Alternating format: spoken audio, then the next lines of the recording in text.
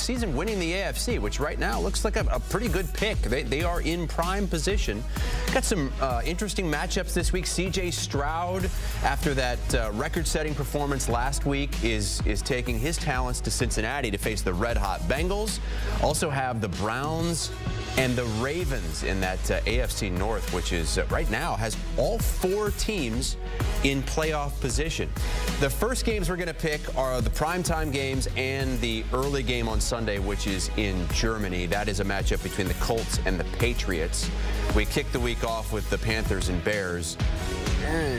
Lackluster primetime slate this week. It's not great. I hope Al Michaels can make it through. This is why we bet the games. True. Make them interesting. Jets, Raiders Sunday night. Broncos, Bills Monday night. And there's Danny hovering. Yeah. And he's sneaking up on Brady, trying to overtake him. Brady with a winning week last week, and now what a 3-game lead on Pete Prisco. Brady's been hot, but he's taken this week off. Danny's going to tag in. Are Danny's picks going to go for Brady? I don't think so, but Pete and I are going to have a separate competition. He doesn't know this yet because I saw we are on a lot of different sides. And so here's the bet. When we go to Kansas City, we're going whoever's buying dinner. Oh. Whoever loses. Well, that's a win-win because we can put it on our cards. You're on. That's true. Chiefs-Bills game. You guys are going to be covering that for CBS in just a few weeks. Let's pick the primetime games with Pete Prisco and Danny Kanell. And the Thursday night game to kick off the week is Panthers at Bears. Bears traded that #1 pick to Carolina. They drafted Bryce Young.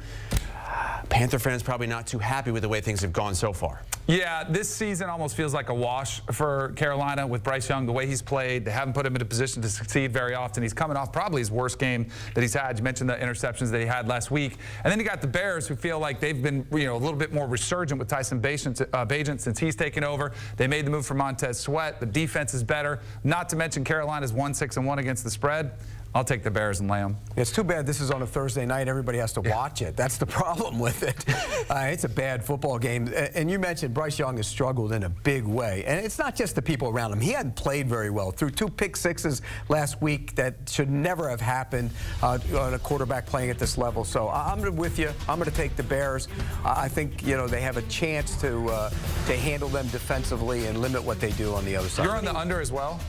I would take the I agree with you on that. Danny forcing you to take a total. No, he had it. That's on the rundown. That's why I was surprised he didn't mention it. I was making sure he got on it because I kind of like it. How many rookie quarterbacks right now would you take ahead of Bryce Young? Just hindsight. We had 7 start last week. C.J. Stroud. 1. No. C.J. Stroud? C.J. Stroud. I still take Levis over him. So you would take Levis and Stroud over Bryce Young? I would. I might take Richardson over him, too. Okay. Bryce Young is too little. I said it all along. I never thought he was Anthony bigger. Richardson is huge, and he's hurt. So, it has nothing to do with your... See. Well, but at least he's healthy. That was the concern. He can't see. Last week, Bryce Young was trying to peek around people. It's way too early to jump off the Bryce Young I'm not jumping off the bandwagon. I just never thought he was going to be what everybody else thought he was going to be. All right, that game's Thursday night. Let's go to Germany. Sunday morning. Playing? No, Jacksonville's not playing. We'll get to them later on. We'll get to them later on. You guys got a lot of beef about that game. We get Lions and Patriots going at it. Or excuse me, Colts and Patriots. Colts favored by 1.5. Both teams traveling Thursday. Do you think it makes any difference when the teams travel? I would give the edge to the team that travels early, but I don't think that has played out by the numbers. Last week we saw Miami travel on a Monday or something. But there's also the point when you're on, quote, a business trip, you also have some fun. So that could be potentially coming into play too. Different teams have different philosophies. I always would have liked to gotten there early. You get used to acclimated to the time change. But you can also have some fun there too, which can get you in trouble. Well, you've never done it like I've done it. That's Brady. Brady said it last week, didn't he? I've done it, you haven't. I don't think it really matters. I think the better team will win if you play in Africa somewhere. It doesn't really matter. It has no bearing on the game. And so I think that's the way it always plays out. You said it. There's differing ways to do it, and there's differing results. It doesn't have any rhyme or reason to the whole thing. So what's your plan this one? I'm going to take the Colts in this game. I think the Patriots are a disaster. There's all that talk about Belichick being fired. I don't think that makes any sense at all. He won't get fired during the season, nor should he. Bill Belichick, after the season as GM, should be fired. I think he will be fired as GM, and if he doesn't agree to that, he's gone. But in this game, Colts look a little resurgent. I don't like taking the Colts with Gardner Minshew because I think he's good for one, and he's going to throw 2 picks. So, but I'll take the Colts here. Yeah, can they get the run game going with Jonathan Taylor? That'll be what I'll watch out for. I do think Bill Belichick will have a game plan for Minshew. He typically does against more inexperienced, not the best quarterbacks. He's able to, God bless you. Bless you. He's able to get it done against the quarterbacks that aren't as experienced, that aren't the top tier quarterbacks. So I think it could be frustrating for him. And then we're looking at Mac Jones now in a totally different light. Like now it's, is he the future? Is he not? I tend to think he's not, but he's playing for his life. I think they have a little bit more backs against the wall mentality, so I'll go ahead and take the Patriots. I think his future's been decided. I think it's still up in the air the last few games, or the last remainder of the season, but I'm with you. I think they're going to move in a different direction. See ya. Yeah. Gesundheit. I don't know. That's right. That's right. That's right. It is. How do you stop a sneeze? Yeah, I don't know. I don't think you can. Anyway. I don't know. I guess I got you sick. Sunday Night Football, Jets at Raiders. Oh, yeah. Well, Raiders, hey, new coach, smoking stogies after the game, and they're feeling good, and they're dogs at home. Doesn't this feel very, very similar to last year when Jeff Saturday took over the Colts? The initial bump was big win. It's like, hey, this might work. I like Antonio Pierce. I definitely think Antonio Pierce is more of a viable candidate to be the next head coach than Jeff Saturday. But I'm going to go with that was all emotion against the Giants, and it was a really bad Giants team, which allowed them to, have the blowout win over them. I don't think they're going to be able to run the ball as successfully as they did against the Giants, against this Jets defense. It's not like I trust Zach Wilson a ton, but I do think this will be more of a game between Breece Hall and Josh Jacobs, whichever run game will be able to get going more. And I'll go ahead and I'll back the Raiders here the Jets on the road as the favorite. I'm going to take the Raiders. I think this is a Max Crosby wreck-it game, get short fields, turnovers, turn them into points. And I do think there's a little bit of a boost with the way they played last week. Devontae Adams didn't do a lot, but you could tell he felt looser. Anytime you get rid of Josh McDaniels, you're a much looser team. You can't have no other direction to go in because he's such a rigid guy, and I think that showed up. I think the Raiders will play better. And the Jets' offense is horrible. And everybody wants to point to Zach Wilson. What about that offensive line? It is a disaster. I think they get after him. He turns the ball over. I'll take the Raiders. Broncos and Bills coming up on Monday night. Bills favored by 7.5. The total here is 47. Early on in the season, or before the season began, we thought this game would be a slam dunk. Danny, you're going with the Broncos here to at least cover in this game. Yeah, the 7 and a hook especially, too. The fact that it's over a touchdown. I think the Bills are having a little bit of a crisis of confidence right now. They've lost 2 of 3. They're trying to find this identity. That's what we've been talking about this week. What is this offense going to look like? The defense hasn't been as good as you would expect with Sean McDermott on the defensive side of the ball. I know they've had some injuries to deal with, but I don't think they get it back on track where they're just trusted to go out there and blow out a pretty good team that's kind of playing pretty well behind the scenes. Russell Wilson and Sean Payton have at least corrected a lot of his issues. He's playing pretty solid. The defense, I think, will provide some issues, but this to me is more about a lack of confidence in the Bills able to go out there and win by 8 points or more. I'm on the other side on this one, and here's why. I think Buffalo, in this situation, we've seen it play out. They lost in week 1. The Raiders came in, they blew them out. When they lose, they respond, and I think at home they'll respond. There's so much talk about that offense right now. How do they get it going? Here's how they get it going. Go play like the old Bills used to play when Jim Kelly was there. Up tempo, the K-gun. Remember the K-gun? They put the pedal to the metal and just went. That's what this team needs to do because they're not good on defense right now. They will against Denver. I think they light them up. Miami scored 70 on Denver. They won't score 70, but maybe 35, 37. I could not agree with you more on the up-tempo. Go no huddle. Let Josh Allen just play. It frees up your mind. You're not paralyzed by analysis. You can go out there and just kind of go through the plays. You're getting them in, and you're just running them. You're not thinking over analyzing everything. Longest against the spread losing streak in the league right now. The Bills have lost 5 straight against the spread. Those guys do not agree on that one. They only agree on the Bears getting 3.5 against the Carolina Panthers. I'm sorry, laying 3.5 against the Carolina Panthers. That is it. Pete also likes the under in that game and the over in that Bills-Broncos game. Thinks the Bills could put up 35 plus. CBS Sports HQ, taking a look at the 1 o'clock games we've got coming up this weekend on CBS. You got CJ Stroud playing better than any rookie quarterback out there, but he's going to have to go up against the Bengals team, and Pete says that slow start seems like it was a really long time ago. And then when it comes to the quarterbacks, how much life do the Vikings now have after bringing in Josh Dobbs, and the Titans officially name Will Levis as their guy moving forward? All right, so let's start with Texans at Bengals. Bengals favored by 7 in this one. The total is 48. Look, this is a great quarterback matchup. We're going to watch because of that. You guys are on opposite sides, though, when it comes to picking against the spread. Who are you going with, Danny? We are. There's no doubt the Bengals are the hottest team in the NFL right now. I think C.J. Stroud might be one of the hotter quarterbacks in the league coming off that record-setting performance that he had last season. I think he's going to be able to keep this game close enough, put up enough points that he'll keep it within the number. I think Cincinnati's due for a little bit of a kind of a cool-off game where they're not lights out, they're not running through opponents. And I think offensively, the guy like Tank Dell, as much as we talked about C.J. Stroud, Tank Dell might be the more surprising pick because we all, like, you're keeping eyes on a number 2 overall pick in C.J. Stroud, but Tank Dell has been a find for him at receiver, going absolutely nuts, berserk statistically for him this year. So I'm going to say C.J. Stroud keeps it with that number, can keep it close. I'll take him with a number. 2 weeks ago, C.J. Stroud went to Carolina and didn't look very good. Then he has the big game, and now he's the greatest quarterback in the history of the world. And he's good. He's been very good. But it wasn't one game. He's been good all season long. I'm not saying that, but yes. 2 weeks ago he wasn't very good. Right. Joe Burrow wasn't good in week 2, 3. Now he's got he was hurt. Okay. Well, I mean, people have bad games. He was hurt. Okay. Now he's got to go out on the road, and he's got to play Lou Anarumo's defense. That's hard to do. He throws so many different things at him. I think it's going to be a problem for him. Joe Burrow is really cooking right now. The way he can move and throw the ball, I think he gets a big number here. I'll take the Bengals minus the one thing that C.J. Stroud does not do that most rookies do, and we'll see if the Bengals can make him do this, he doesn't throw picks. No. Like, he is very good with the football, so that's what I think. He's been outstanding. Yeah, yeah. Even though you'd still rather have Will Levis? No, I didn't say that. Okay, good. So you would take C.J. Stroud number 1 overall if you can do it right now? Right now, for sure. Okay. Absolutely. And then Levis after that. Then Will Levis. Yeah. Then Bryce I'm Young. not taking a 5'9" quarterback. Just All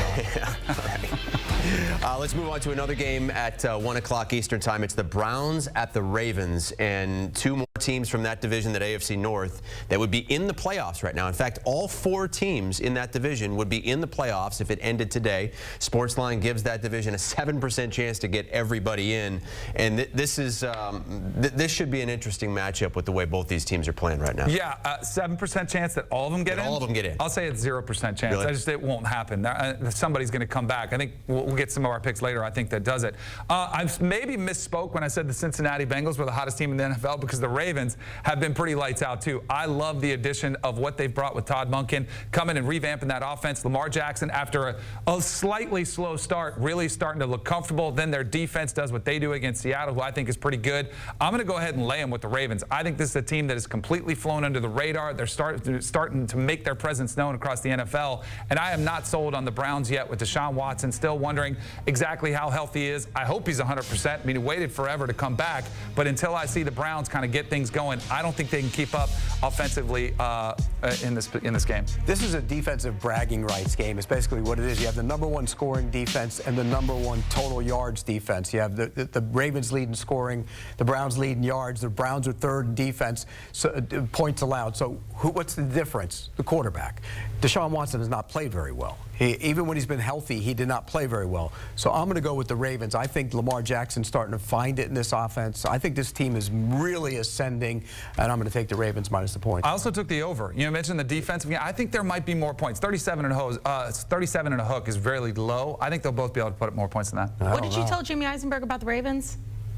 He said they're yesterday? the most dominant team most in dominant the league. team. Yeah. But still Jamie's got a bone to pick with you because you told them they're the most dominant team in the league, yet you don't have them number 1 They're not 7 in your and power 1 rankings. They lost to the Steelers. Think about that for a second. So are they the most dominant team in the league then? Well, right now they're playing like that. Yeah. Okay. When it comes to the Steelers and your power rankings, go ahead. They're plus 115 in point differential. It's unbelievable where they're at right now. Okay. We're going to go on to the Steelers. Who would stick right now, Packers. Bengals or Nope, Ravens? we're still not. Who would what? Bengals or Ravens? Who do you think is better right now? The Ravens.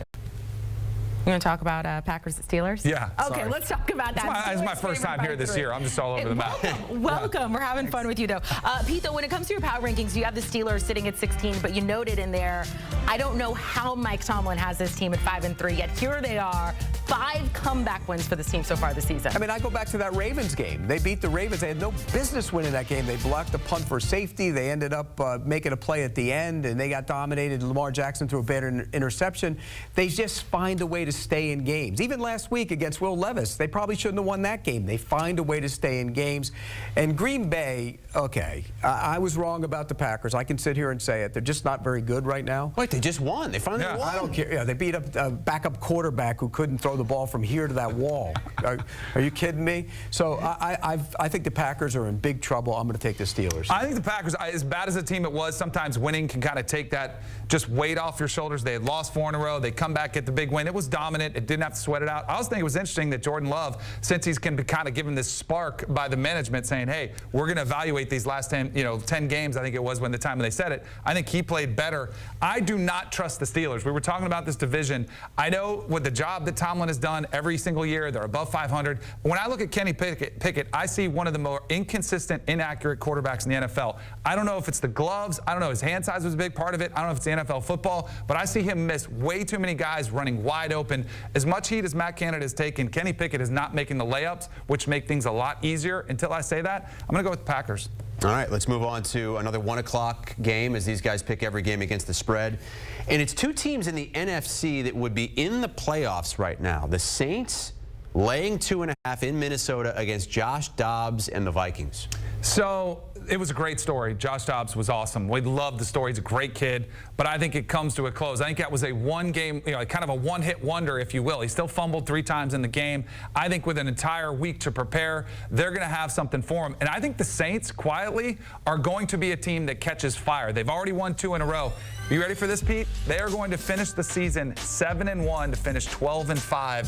What? The only loss coming to Detroit. Look at their schedule, who they play. They play a mismatch of quarterbacks and backup quarterbacks, teams that aren't very good, that haven't played the part. I think the Saints are about to catch fire, and I think it starts this weekend. So I'm on the other side here. Yeah, you said Josh Dobbs, maybe 1 game. It's usually 3 when a guy comes around. There's a backup quarterback. He gets 3, and the second one's usually pretty good. This defense is really good. They're getting better. Brian Flores done a great job. I think they get after Derek Carr. We know Derek Carr, when people start coming after him and they start hitting him, what's he do? He starts yelling at teammates. He starts complaining. He starts moping. I think this is a game for the Vikings to get another win. And by the way, talk about easy schedules. The Vikings schedule is really favorable, and they have a chance to be the last wild card team in the league. CBS, go ahead. No, go ahead. 1 o'clock, Titans and Bucks. I don't even know when my turn is to talk anymore. Whenever you want, Amanda, whenever you want. Thank you, I appreciate that. Bucks favored by 1.5 in this one. Mike Vrabel finally names Will Levis as the guy moving forward. We were talking about that earlier this week. Finally happened. But here's the thing when it comes to the Titans. They cannot win on the road. They have lost every single game on the road so far this season. 8 in a row dating back to last season. Maybe all they need to do is play the Tampa Bay Buccaneers, because I do actually. So the Bucs have kind of fallen apart. They were this darling team early in the season. Baker Mayfield looked like it was going to be maybe potentially his last spot to gain one last life as a franchise quarterback, and it's not really his fault. He's actually playing pretty well. I just look at the Titans. I think Derrick Henry, going to see a healthy dose of him. I do think Will Levis, I think this is the right move to name him starter. I think he brings a little life to that offense. As crazy it is, because Ryan Tannehill is an incredible athlete, I think he brings more mobility. He brings an ability to stand in their pocket. I know you love that about him. So I'm going to say the Titans get the win on the road. You come around on Will Levis in 24 hours, huh? Well, we'll see. We'll see. Yeah, it's the right decision to play him. I'm surprised Vrabel did it, because I know he didn't want to do it. He was probably forced to do it, which is never a good thing if you're a head coach. But I think this is a great opportunity for him. That defense last week against Stroud was so bad. And I'm talking about the secondary. There were guys running wide open all day, including on the final drive. I think this is a great chance for Levis on the road to play much better. They're playing back-to-back road games. You know, I hate that, but I think they'll play well here. I'll take the Titans. Maybe the best matchup of the week is also in the state of Florida. It's up in Jacksonville. Pete's going to have the pom-poms out. Go, Jags, go! The Jags at home against the Niners. I know what I am going to have is something for him, because yesterday he said something on here. We could clip and save this, too, and send it out for all the Jacksonville fans that now hate you. He said something on here that Jacksonville was exploring looking at London. You said that. They are not exploring looking at moving to London. Has the NFL explored having the Jacksonville Jaguars have a sustained presence? And you don't think their number one option is Jacksonville with an owner that already owns a franchise? They just spent millions on a brand new practice facility. They're going to renovate the stadium. They're building a whole thing outside the stadium that Shad Khan is building. They're not going anywhere. So they're not going to be, so we'll have a bet. They are not going to be the satellite NFL franchise that will have a presence in London. You can guarantee that? They're going to play 2 games there, 1 home and 1 away. Is anybody else doing that in the NFL? 1 home and 1 away. Anybody else in the NFL willing to take that deal? No, Everybody's going to give away 1 game eventually. No, but no one's going to give up 2. They're not giving up 2. It's 1 and an away game. Okay. It's 1, just like this year. Listen, Danny, 1 and an away game. And going at junior NFL insider. Right, yeah. Danny Kanell. Well, what do you think they would do if they asked another franchise to do that? They would probably do it if they were going to make the kind of money they made off of that. They make a ton of money on that game. Here's the other thing. You mocked their fans and their attendance. I did not. They had. Man. See, I told you he's got the pop out. There's more fans in the Miami Dolphins last year. Your team. I grew up a Miami Dolphins fan. They are not a good fan base. They are a fair weather fan base. Now he's got You know why Jacksonville's good? Because the Gators suck and they have nothing else to do than to back their hometown team. And one last thing. He said he played 2 games there, 1 when he was in Denver. I looked it up. Denver didn't play in Jacksonville. That's not the last thing, because you guys haven't even talked about the game. Yes, thank you. I'm taking Jacksonville here. I think this is a great spot for them to prove to a lot of people. This is a brutal stretch for them. They have to almost win this game. The schedule gets really tough. They have the Bengals and the Ravens coming up. I think they find a way to win the game. I mean, the crowd is going to be ruckus for sure. We know that. They're barely going to be able to hear themselves. We talked about it the other day when I was trying to give you props for pointing it out. San Francisco traveling to the East Coast. It's an early time. It's an early kick. It's bad for them. But I also think Jacksonville, I think this game, this is a great game because I think you see San Francisco with their backs against the wall, Brock Purdy, who I don't trust. We have not seen him bounce back from adversity yet after this 3-game losing skid. And I think Jacksonville, this will be more of a Super Bowl-like atmosphere for them. I think they realize what potentially could be really a special season is at stake, so I think they win. Are you taking them to win? Yeah. Okay, me too. The game outright. You surprised? So after all of that, yes, exactly. I can never show my face, and he's going to drink free in Jacksonville the rest of his life. I do. And I got to deal with this. I do anyways. It's true. I have family in Jacksonville.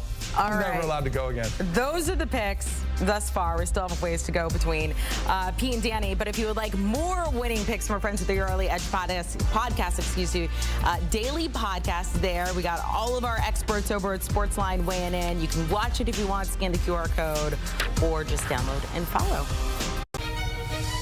CBS Sports HQ presented by Penske. Taking a look at the afternoon games this weekend in the NFL. Week 10 is upon us. We're at Week 10, right? Yeah, that's where we are. We crossed the halfway point. We have crossed the halfway point, favored by 2.5. Look, it's not. We can tell you this. What? It's not a great slate. What? It's not amazing. Oh, how can you say that? We've got Lions-Chargers on You CBS. said Come on, Giants-Cowboys? Yeah. One of the greatest rivalries of the game. One of the greatest rivalries, but what quarterback are the Giants going to go with this week? Let's start with Lions and Chargers. Lions favored by 2.5 in this one.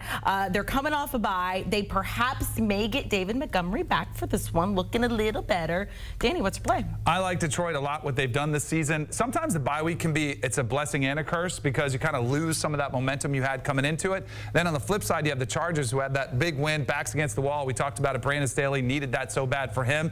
I'm going to go with the Chargers. I'm going to back him at home, take him as the home underdog here. I think I'm really curious to see what Detroit looks like coming out of this bye, but I'm going to go ahead and back the Chargers. By the way, getting David Montgomery back might not be a good thing because he's going to take carries away from Jahmyr Gibbs. That's not really a good thing. Yet he will get the carries. I'm with you. I think the Chargers, they didn't look good offensively against the Jets. In fact, they look terrible, and they do need to crank up the offense. But this is a game where I think they can get it going. They're playing on a short week. That's against a team playing off a bye. That's a concern, but I'm still going to take the Chargers. And I'm violating the Brandon Staley rule. I'm taking him again despite him. Yeah, you took him last week. Yeah. Worked out for you, though, Yeah. right? Okay. Maybe the Chargers return. That's my own rule. That's my own rule. Because you know he'll do something that will mess up. That's a pretty smart method to live by. Lions, by the way, best against the spread record in the league, or at least tied for it, 6-2.